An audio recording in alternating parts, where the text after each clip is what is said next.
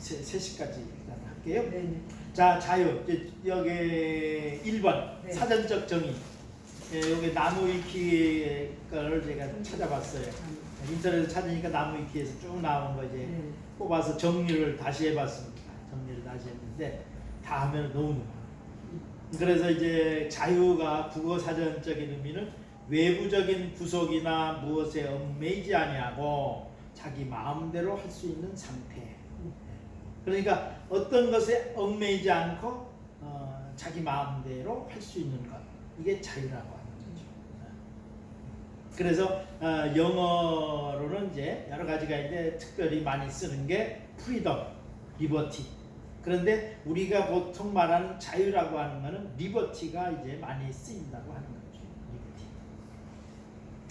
이제 또 국립국어원도 비슷한 의미, 국립국어원에서의 정의를 내는 것도 이제 그 국어사전은 거의 다 국립국어원을 중심으로 해서 나오니까요.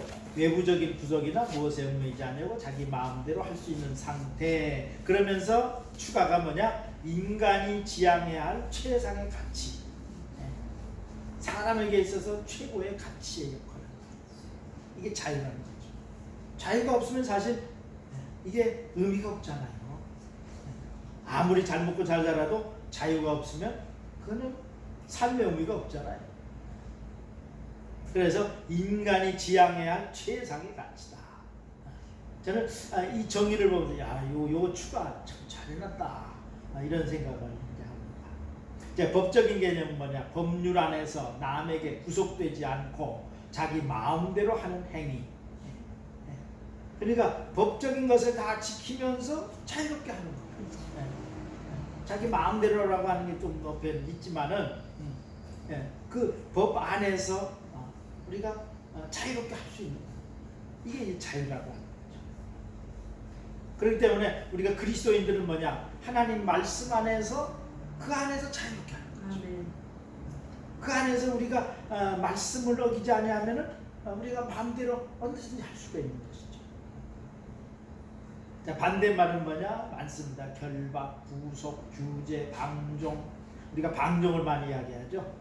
방종, 부자유, 속박, 압박, 압제, 질곡, 뭐 이런 여러 가지가 많이 나오는데 주로 많은 이제 대부분 쓰는 것은 구속, 규제, 방종, 속박 뭐 이런 걸 많이 반대말로 많이 쓰죠.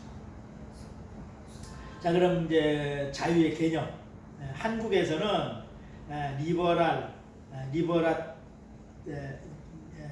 리베르타리안, 그 다음에 프리덤, 리버티, 이 모든 것을 자유라고 번역되기 때문에 한국어나 한국 정치에서 자유라는 용어가 들어가면 맥락마다 각기 다른 것을 의미할 수 있으므로 혼동의 여지가 있다. 혼동의 여지가 있다.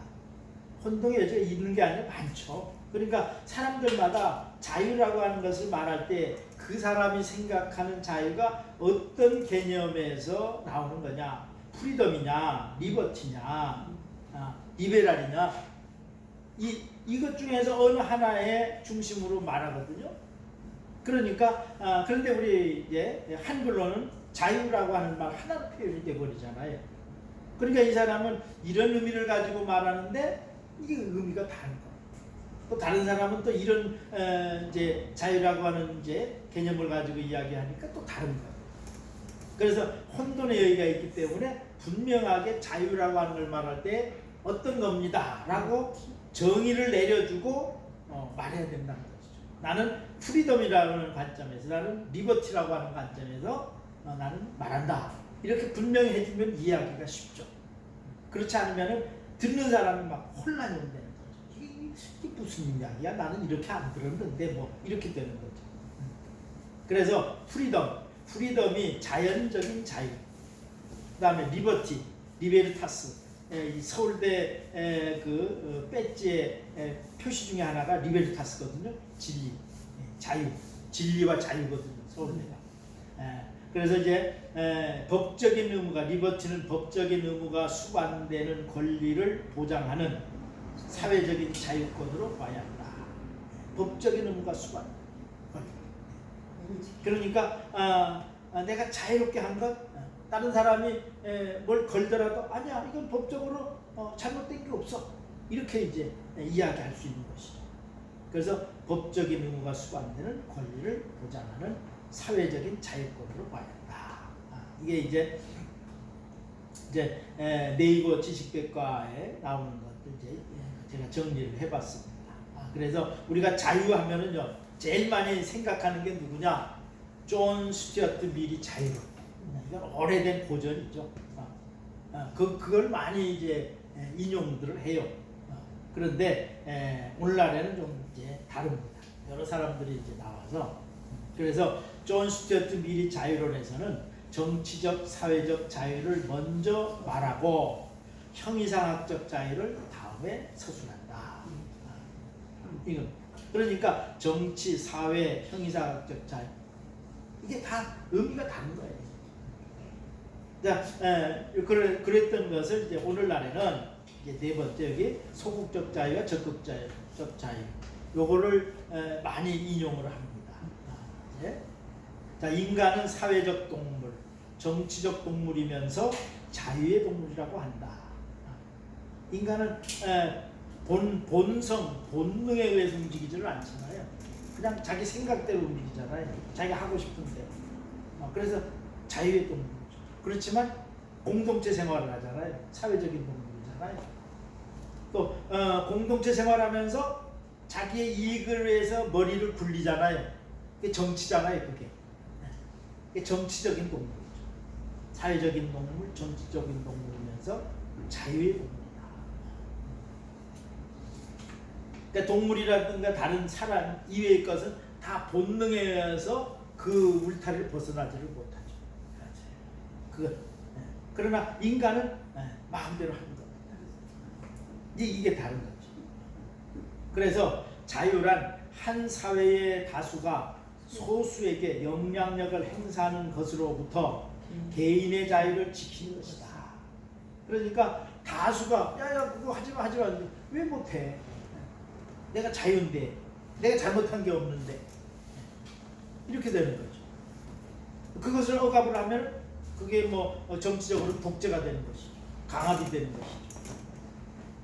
그러니까 자유라고 하는 것은 어떤 다수나 소수나 간에 그 사람에게 영향력을 행할 수 없다는 것이죠.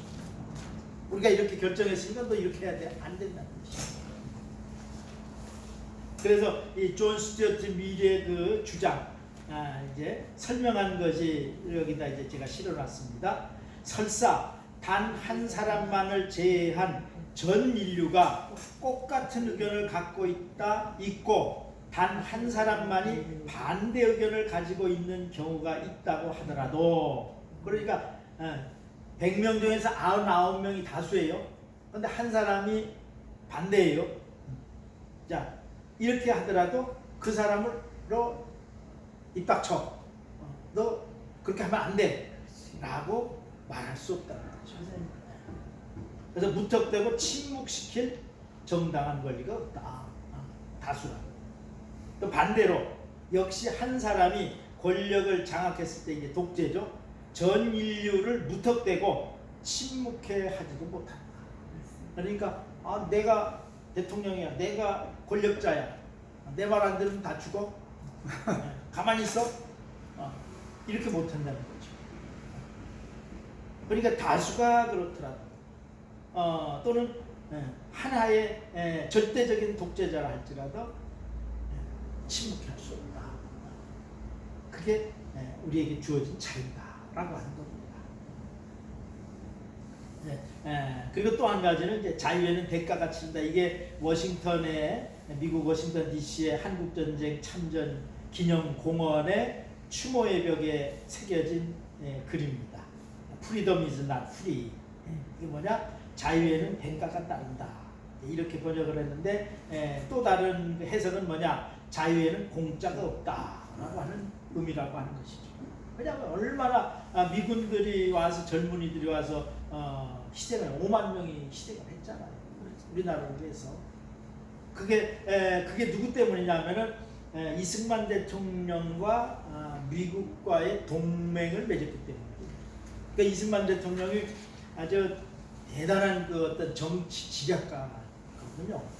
요즘 젊은이들이나 뭐 진보 쪽에서는 이승만 하면은 막 그냥 닭살 돋듯이 무슨 뭐 알레르기 반응하듯이 하는데, 이승만 대통령이 아니었으면 우리나라가 존립할 수가 없죠. 그렇죠.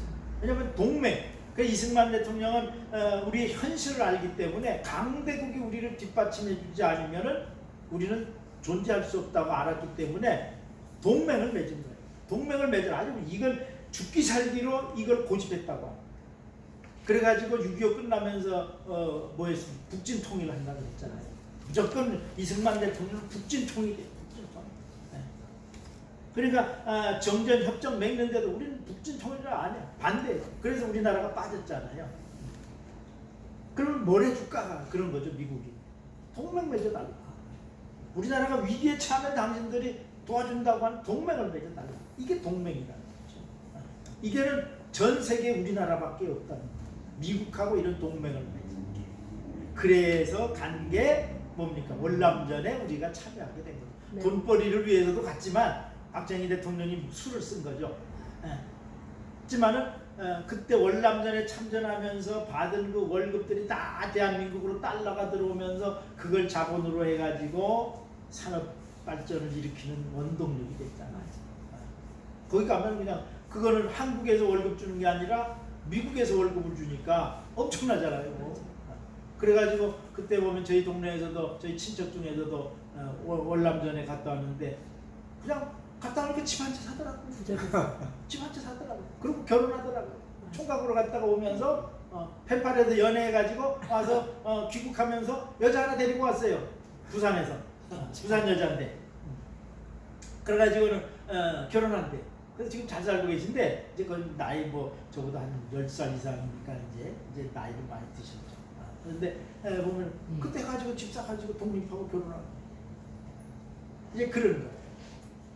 그래서 이런 그 동맹을 맺었기 때문에 우리나라가 지금 이렇게 존립하고 있다라고 하는 거예요. 그것은 이승만 대통령에 대해서 아무리 뭐 독재자니 뭐니 한다 할지라도 이거 하나만은 우리가 인정하고 들어가야 돼요. 맞아요. 이게 없으면 안 돼요.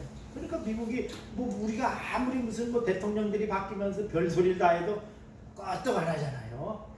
끄떡 안 하고 그냥 우리는 지킬 거 지킨다. 그러고 나가잖아요. 지금 이제 우리나라 한국 여자가 대사로 왔잖아요. 대사로 와가지고 하는데 이 사람은 철저히 반공주의자입니다.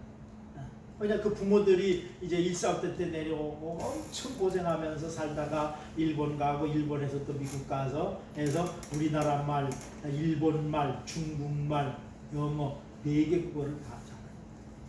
그러니까 의사소통이 굉장한 거예요. 그래서 이제 트럼프가 대사로 지명을 한 게 그것도 다 꼼수가 있어서 1년 정도 막 버티고 안 해주다가 지금 했다고 그러더라고요. 철저한 반공주의잖아요. 이제 이런 모습들. 그래서 그렇기 때문에 우리나라에서 5만 명 이상이 정말 희생을 하면서 이 나라를 지켜준 건 감사한 것이죠. 그렇기 때문에 미국은 한국에 대해서 굉장히 이제 관심이 많은 나라입니다. 한국에 대해서. 그래서 자유에는 공짜가 없다라고 하는 거예요. 뭐 세상에는 공짜가 없죠. 뭐든지 다 이제 이유가 있습니다. 그래서 이런 것을 이제 생각을 하면서 하는데 이제 10쪽 3단에 보면은 이제 이 소극적 자유와 적극적 자유를 말한 사람이 있습니다. 사람이 자유는 현대 민주주의의 가장 기초적인 골격을 이루는 사상 중 하나이며 정치적인 의미로 많이 쓰이지만 실은 철학의 주요 주제이다. 철학이기보다도 인생 철학의 주요 주제입니다. 자유 없으면 아무것도 못해요. 자유. 그러니까 사람은 자유 없으면은 그 어떤 것도 할 수가 없는 것이죠. 그래서 개인의 자유는 되도록 최대한 보호받아야 하지만 권리를 행사함으로써 발생하게 되는 결과는 자유롭게 행동한 그 사람이 반드시 책임을 져야 된다. 그 자유에 대한 대가죠. 책임. 따라서 자유란 책임이 수반되는 권리, 즉 프리덤보다는 리버티라는 정치 사회적 의미가 더 큰 것 같다. 자유라는 단어가 가질 수 있는 개념이 넓다 보니 사람마다 주장하는 정의도 다양한 편이다. 철학자 벌린이 자유에 대한 설명을 돌아볼 필요가 있다. 그래서 이 벌린이라는 사람에 대해서 찾아봤더니 어떤 사람이냐? 유대인이에요. 유대인 철학자입니다. 유대인 철학자. 원래는 소련 쪽에서 태어나서 자랐는데 소련이 공산화되면서 영국으로 넘어온 거예요. 그 가족들이. 그래서 영국에서 자라고 대학 나오고 이제 그래서 거기에 정착을 한 사람. 유대인이에요. 그래서 이제 유대인으로서 영국의 철학자로 옥스퍼드 대학에 이제 교수까지 했던 사람입니다. 이사야 벌린이라고 하죠. 그래서 이 사람이 논문 저서 중에 하나가 자유의 두 개념. 자유의 두 개념. 그게 소극적인 자유, 적극적인 자유라고 하는 것으로 표현을 합니다. 그런 자유를 소극적 자유, 적극적 자유로 나눴다. 소극적 자유는 개인이 타인의 간섭 없이 자신의 의도나 행동을 자신 마음대로 혹은 의지대로 할 수 있는 자유를 말하고, 적극적 자유는 국가 운영에 참여하거나 국가의 인간다운 생활을 요구할 수 있는 자유를 말한다. 역사적으로 보면 인류가 자유권을 획득하려고 하면서 소극적인 자유를 얻게 되었고, 그 후로 참정권, 청구권을 얻으면서 적극적 자유를 얻게 되었다. 이런 것이죠. 그러니까 사람은 이제 성적인 자유는 뭐냐? 나는 자유스러워. 나에게 누구가 누구로 말할 수 없어. 통제할 수 없어. 이제 내 의지대로 할 수 있는 거야. 법을 어기지 않는 한. 그런데 그것으로서 끝나는 게 아니라는 거죠.